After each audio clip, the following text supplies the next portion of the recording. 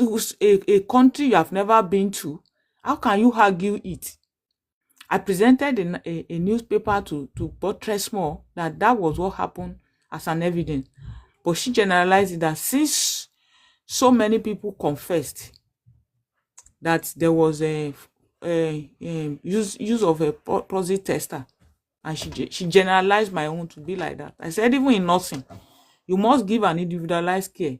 It must be given according to the complaint. The care you are to give, to render to this person, has to be personalized. Like it has to be like, you can't generalize it. Everybody is having malaria in Nigeria, so everybody that is coming to the hospital is having malaria. No, it has to be kind of personalized. But she generalized my case that I used 90 minutes. Using 90 minutes, I agree with the time in my own part because of the first scarcity.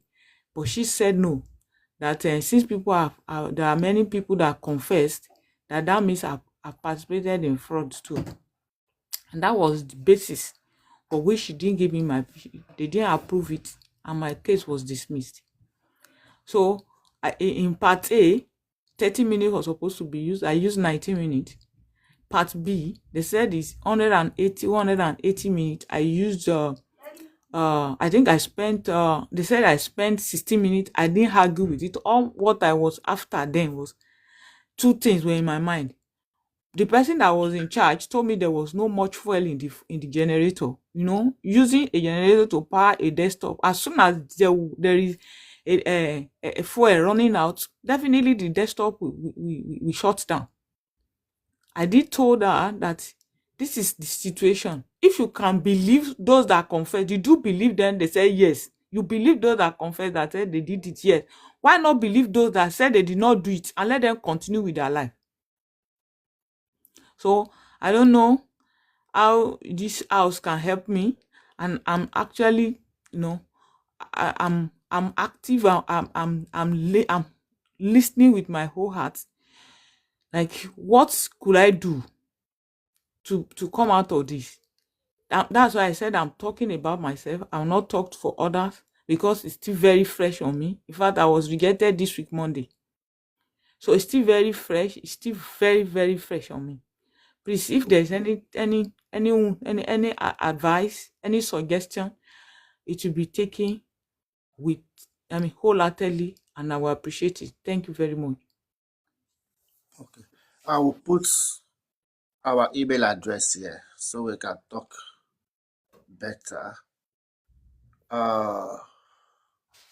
Yes, I'll put the email address there because this matter, NMC is taking advantage of their resources. They have the resources to spend. They can hire baristas, they can buy their hearts, they can do anything. But unfortunately, people are struggling, and at the end of the day, they still need to make representation in court. But what I'm telling people is, we can provide guidance and support, but you just have to develop that confidence by yourself so that you'll be able to speak yourself, but we can support you in any documentation. But if you know you have money, you can hire barrister that are ready to fight your battle to the end without any compromise or anything. And hopefully, if you are able, thank God, Veronica is proud to share experience. There are some people now that they have won the case, but they don't want to talk about it any longer. It's trauma that is still causing it, but at the same time, we need to talk more about this to expose this system. We need to talk more about it. We might be fortunate that we get scared through this, but a lot of people are still suffering it. And more people are yet to suffer it, but they will still suffer it. When are we going to put a stop to this generalization? When are we going to say enough is enough? There's need for independent analysts. The past question they use to condemn people, somebody needs to look into those past questions. Somebody needs to check and hold Pearson VUE accountable for what are the checks and balance, due diligences they carry